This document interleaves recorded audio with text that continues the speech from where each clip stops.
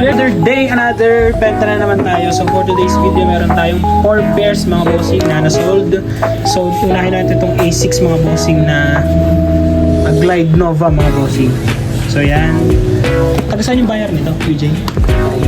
From Blonde. So ito naman mga bossing, ito SRP nito 16K to mga bossing. Hoka Tecton 3. So dalawa to, size 11 at saka size 7.5 women's. So ito sold na rin to mga bossing. 2 pairs. Tapos ito mga bossing, itong Romero, ito ay meet up natin. Samahan nyo ako mga bossing. Let's go. Gang gang.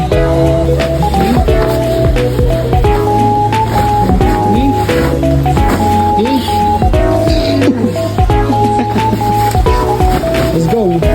Bali dito na nga tayo nagpadala sa JNT Express Antipolo mga bossing, kasi yung JNT dun sa Bimoranda sarado pa, lunch break mga bossing. So may nahabol din kasi kami transaction ni paring BJ, kaya dito na natin pinadala. Medyo pricey nga lang yung shipping mga bossing, hindi kami naka-discount kasi hindi namin kilala yung nasa counter.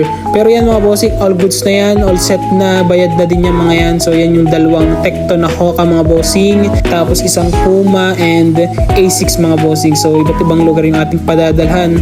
And then tutuloy na tayo sa next transaction natin mga bossing. So yung buyer natin nito, napakatagal nang nagpapahanap sa atin ng shoes mga bossing.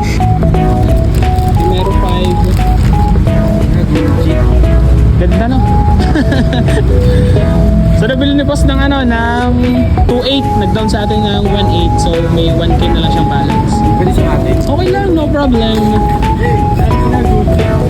Mayroon pa kaharap ng Bumero na big size. Lagi nakuha ko mga small sizes. Pero alam mo, gusto ko yung suot mo. Yung nga sa profile picture. Huwag yun. Yun ang gusto ko eh.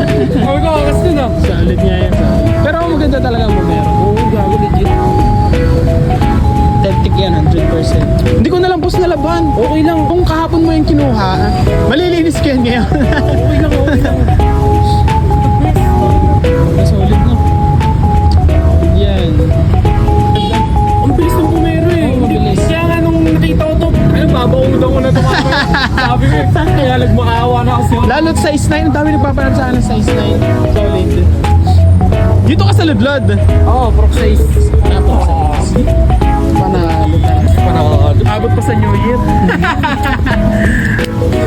Solid na kay bossing. Paldo. Okay, tatago ko na to. Ang sarap sa panong legit no.